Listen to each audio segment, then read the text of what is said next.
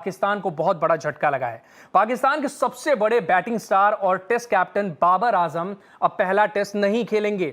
बाबर को इंग्लैंड में पाकिस्तान के वार्म अप मैच के दौरान राइट हैंड पर चोट लगी थी और मेडिकल असेसमेंट के बाद यह साफ हो गया है कि वो हेडिंग्ले टेस्ट के लिए अवेलेबल नहीं होंगे। खास बात यह है कि इसी हाथ में उन्हें वेस्ट से इंग्लैंड और पाकिस्तान के बीच 3 मैचों की टेस्ट सीरीज का पहला मुकाबला 19 अगस्त से हेडिंग्ले लीड्स में शुरू होने जा रहा है और वर्ल्ड टेस्ट चैंपियनशिप के इस नए चैप्टर की शुरुआत से पहले पाकिस्तान को बहुत बड़ा झटका लगा है। पाकिस्तान के सबसे बड़े बैटिंग स्टार और टेस्ट कैप्टन बाबर आजम अब पहला टेस्ट नहीं खेलेंगे। बाबर को इंग्लैंड में पाकिस्तान के वार्म अप मैच के दौरान राइट हैंड पर चोट लगी थी और मेडिकल असेसमेंट के बाद यह साफ हो गया है कि वो हेडिंग्ले टेस्ट के लिए अवेलेबल नहीं होंगे। खास बात यह है कि इसी हाथ में उन्हें वेस्ट इंडीज टूर के दौरान भी चोट लगी थी, इसलिए पाकिस्तान मैनेजमेंट अब कोई भी रिस्क नहीं लेना चाहता है।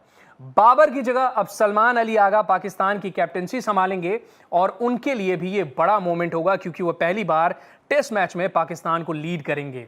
लेकिन बाबर की एब्सेंस पाकिस्तान के लिए इसलिए बड़ा नुकसान है बिकॉज हाल के मुकाबलों में उन्होंने अपनी बैटिंग फॉर्म में सुधार के संकेत दिए थे। वेस्ट इंडीज के खिलाफ दूसरे टेस्ट में बाबर ने पहली इनिंग्स में 88 रन्स बनाए, सक्सेसफुल चेज में अनबीटन 24 रन्स और ये कंट्रीब्यूशन कहीं ना कहीं अच्छे संकेत थे। पाकिस्तान ने यह मुकाबला 8 विकेट से जीतकर 2 मैचों की सीरीज को 1-1 से ड्रॉ किया और यह जीत करीब 3 साल में उनकी पहली अवे टेस्ट विक्ट्री थी।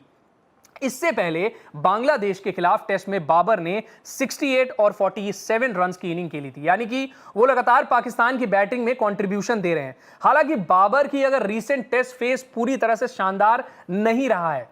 साउथ अफ्रीका के खिलाफ अक्टूबर 2025 के पहले टेस्ट में उन्होंने 23 रन्स बनाए थे और पाकिस्तान उस मुकाबले को 93 रन से जीतने में सफल रहा था।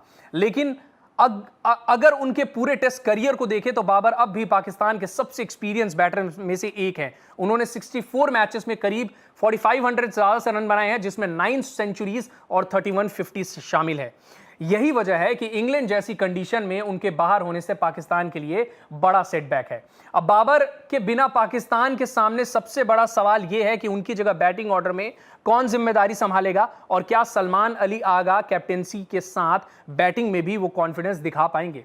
सलमान का रीसेंट टेस्ट रिकॉर्ड जरूर पाकिस्तान की उम्मीद एक तरह से अच्छा है, लेकिन बांग्लादेश के खिलाफ 2026 टेस्ट सीरीज में उन्होंने 2 मैचेस में 176 रन्स बनाए थे और उनका एवरेज 44 रहा था।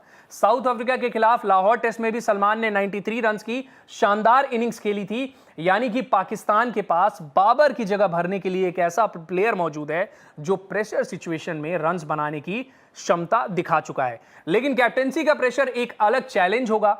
पाकिस्तान की रीसेंट टेस्ट जर्नी को देखें, साउथ अफ्रीका के खिलाफ होम सीरीज में उन्होंने पहला टेस्ट 93 रन से जीता था और वेस्ट इंडीज में 2 मैचों की सीरीज भी 1-1 से ड्रॉ हुई।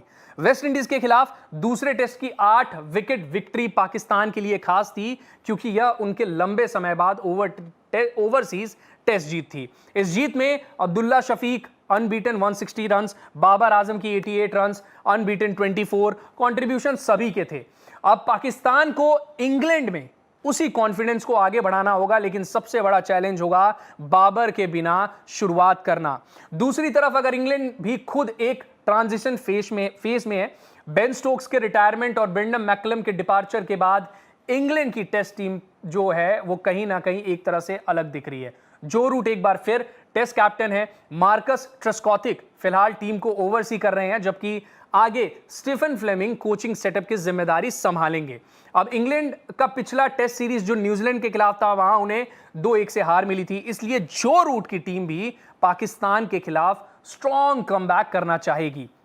अब देखिए, इंग्लैंड की बैटिंग में Joe Root, Harry Brook, Ollie Pope, Jamie Smith जैसे एक्सपीरियंस नेम्स हैं, जबकि जैकब बेथल नी इंजरी के कारण बाहर हैं और जॉर्डन कॉक्स को नंबर 3 पर मौका मिलने की उम्मीद है। दूसरी तरफ पाकिस्तान की सबसे बड़ी स्ट्रेंथ उनकी बॉलिंग हो सकती है। मोहम्मद अब्बास जैसे एक्सपीरियंस सीमर के पास इंग्लिश कंडीशंस का अच्छा एक्सपीरियंस है और उनकी लाइन लेंथ और कंट्रोल हेडिंग्ले में पाकिस्तान के लिए बड़ा वेपन बन सकती है। अब देखिए, पाकिस्तान के पास स्पिन में भी ऑप्शंस हैं और अगर कंडीशंस थोड़ी हॉट रहती है तो साजिद खान जैसे स्पिनर्स बड़ा रोल निभा सकते हैं। लेकिन सारी चर्चा एक सवाल पर आकर रुकती है, बाबर आजम के बिना पाकिस्तान कितना मजबूत है। अब देखिए, बाबर आजम सिर्फ पाकिस्तान के कैप्टन नहीं है, बल्कि इससे पहले भी जो मैंने आंकड़े बताए, ओवरऑल करियर के लिहाज से भी वो एक्सपीरियंस प्लेयर हैं। अब सलमान अली आगा को एक साथ दो जिम्मेदारियां निभानी होंगी। एक तरफ कैप्टन के तौर पर टीम को लीड करना होगा, दूसरी तरफ मिडिल ऑर्डर में रन्स बनाकर बाबर की कमी को पूरा करना होगा। और यही हेडिंग्ले टेस्ट का सबसे बड़ा सब प्लॉट होगा। इंग्लैंड एक नए टेस्ट एरा की शुरुआत कर रहा है। जो रूट वापस कैप्टन है, जबकि पाकिस्तान अपने सबसे बड़े बैटर और कैप्टन बाबर आजम के बिना कहीं ना कहीं मैदान पर उतरेगा। पाकिस्तान के लिए अच्छी बात यह है कि वेस्ट इंडीज में उन्हें जीत मिली थी, इससे भी कहीं ना कहीं टीम के पास कॉन्फिडेंस है। अब्दुल्ला शफीक, सलमान अली आगा और पाकिस्तान का जो बॉलिंग अटैक है वो अच्छी फॉर्म में नजर आ रहा है।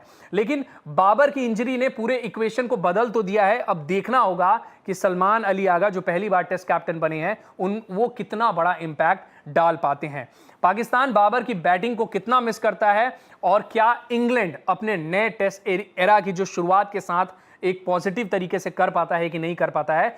जो एक्शन होगा वो भरपूर होगा, और हम जो हैं आपको स्पोर्ट्स तक पर सारी अपडेट्स देते रहेंगे। लेकिन जो कल से मैच ये शुरू हो रहा है, और इंडिया में अगर आप इसे लाइव स्ट्रीम देखना चाहते हैं तो टीवी पर ये मैच नहीं आएगा, लेकिन जियो हॉटस्टार ऐप पर आप ये मैच पूरी तरह से देख पाएंगे। यानी कि एक तरफ जो रूट, एक तरफ सलमान अली आगा, बाबर आजम की कमी खलेगी। पाकिस्तान का रिकॉर्ड वर्ल्ड टेस्ट चैंपियनशिप के लिहाज से भी बहुत अहम है, क्योंकि अगर वर्ल्ड टेस्ट चैंपियनशिप की बात करें तो पाकिस्तान और इंग्लैंड की जो टीम है, इंग्लैंड 7वें नंबर पर है और पाकिस्तान 8वें नंबर पर है। वर्ल्ड टेस्ट चैंपियनशिप के फाइनल में पहुंचना दोनों टीमों के लिए बेहद मुश्किल है, लेकिन जीत कहीं ना कहीं कॉन्फिडेंस देगी। आप जरूर कमेंट सेक्शन में बताइए कि कल से ये जो एक्शन शुरू हो रहा है इसमें किस टीम की जीत होगी और किस टीम का पलड़ा भारी है।